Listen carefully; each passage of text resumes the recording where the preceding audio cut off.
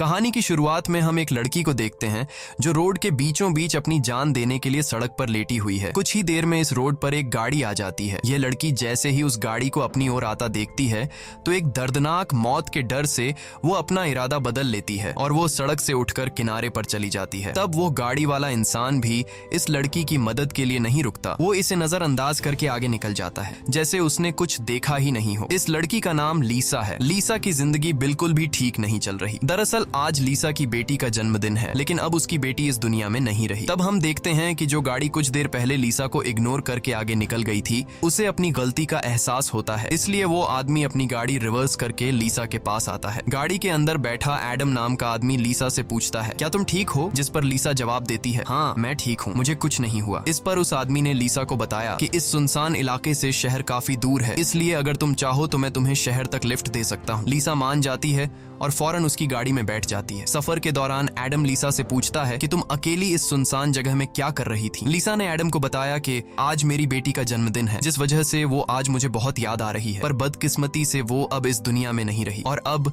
मैं बिल्कुल अकेली हूँ। कोई भी ऐसा नहीं है इस दुनिया में जिससे मैं अपना कह सकूं। लीसा की ये बात सुनकर एडम कहता है, अच्छा इस वजह से तुम रास्ते के बीचों बीच मरने के लिए लेटी हुई थी? जवाब में लीसा ने कहा, मैं मरना नहीं चाहती, बस एक बार किसी तरह से अपनी बेटी से मिलना चाहती हूँ। तभी लीसा कार का रेडियो ऑन कर लेती है। रेडियो पर एक न्यूज चल रही होती है। रिपोर्टर बताता है कि जंगल में एक सीरियल किलर घूम रहा है और आज सुबह इस किलर ने 2 और लड़कियों को मार दिया है। पुलिस के पास उस किलर की तस्वीर तो नहीं है, लेकिन उन्हें इसके बारे में ये जानकारी मिली है कि कातिल एक गोरे रंग का आदमी है जिसके पास ब्राउन कलर की गाड़ी है और उसके दाहिने हाथ पर एक क्रॉस का निशान है। ये खबर सुनकर लीसा के पैरों तले जमीन खिसक जाती है, क्योंकि रिपोर्टर रेडियो पर जिस कातिल का हुलिया बता रहा था वो कोई और नहीं बल्कि एडम ही था। उसके हाथ में क्रॉस का निशान देखकर लीसा बहुत ज्यादा डर जाती है। इससे पहले कि लीसा खुद को बचाने के लिए कुछ कर पाती, तभी एडम अचानक जोर से कार का ब्रेक लगाता है, जिससे लीसा का सर तेजी से कार की डैशबोर्ड से जा टकराया और लीसा बेहोश हो